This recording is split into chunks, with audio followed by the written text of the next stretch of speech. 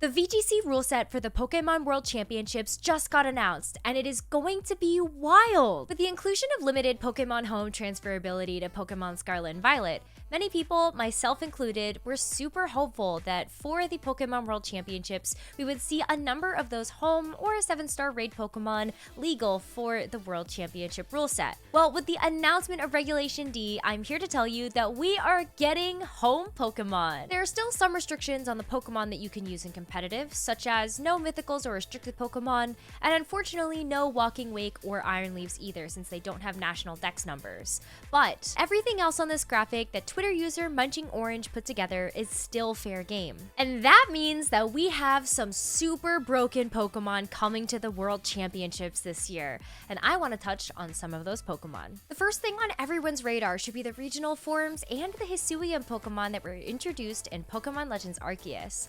Since we haven't had a chance to use those Pokemon competitively yet, we don't really know how they're going to fit into a VGC meta. So while I'm personally interested in seeing how Hisuian Zoroark with its dual normal and ghost typing could fit, more importantly, we're getting Ursuluna. Ursuluna has a ginormous attack stat of 140, and it's pretty naturally bulky too. But that attack stat gets even scarier when you notice that Ursuluna has access to Guts as an ability. So give Ursuluna a Flame Orb, it gets burned, and then it gets a 50% increase to its attack stat. Pretty nice, huh?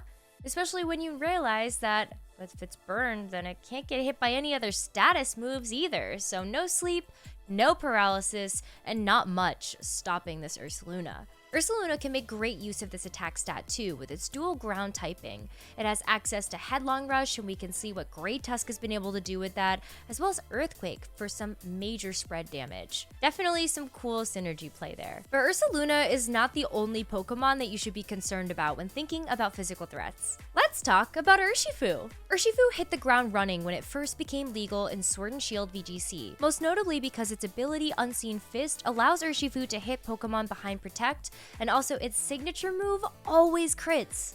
Yes, always. So that would be Surging Strikes for Rapid Strike Urshifu and Wicked Blow for Single Strike Urshifu. Bye, Dondozo! With a base attack stat of 130 and a decent base speed of 97, and access to priority moves for both forms, Urshifu will absolutely see some play. Now imagine Urshifu is next to Qianpao. Qianpao's ability, Sword of Ruin, drops other Pokemon's defense stats, which is going to further boost the effectiveness of Urshifu's attacks. And on the special side, we have Chiyu being able to drop the special defense of opposing Pokemon for our next star to shine. Welcome back, Regieleki! Even though Iron Bundle is pretty speedy, Regieleki is the fastest Pokemon by far with a base speed stat of 200. And with a special attack stat of 100, Regieleki saw a ton of play both as a fast supportive Pokemon and an offensive threat capable of Dynamaxing in Sword and Shield. Now in Scarlet and Violet, Regieleki poses a huge offensive threat with spread damage and speed control from Electroweb, pivot potential with Volt Switch, and big thunders and rain. While Regieleki will likely see play because of its offense, because Arceus only knows that we need a good electric type in this format right now.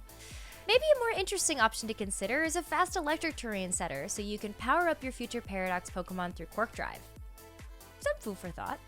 Finally, we have to talk about the return of Landorus, an oldie but a goodie. Landorus has been a consistently dominant force in VGC formats since it was originally released in Pokemon Black and White. It puts on Intimidate pressure, has strong offensive options such as Rock Slide and Earthquake, and actually gets access to a unique signature move called Sandsear Storm, a move that debuted in Legends Arceus. This is a 100 base power special ground type attack that has a 30% chance to burn the target. Landorus is typically known for its physical attack, but its incarnate form has a 115 base special attack stat, and it gets a little bit of a bump to its speed stat too. You could also use Landorus Incarnate's hidden ability Sheer Force, which gives a 30% boost to all damaging moves that have a secondary effect. So, Sandsear Storm.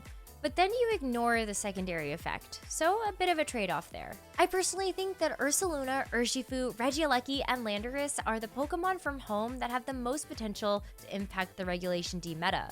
But there are definitely some other Pokemon worth giving a shout out to heading into the World Championships. Weirder is bulky, gets access to Intimidate, and can also set Trick Room, so could be a good partner next to Ursuluna. And there's Alolan Muck, a dual poison dark type that feels like such a nice counter to Fluttermane.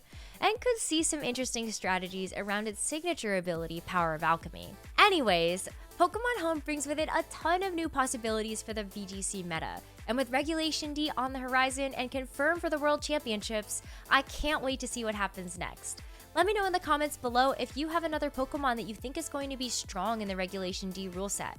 And I hope to see you all in the next one.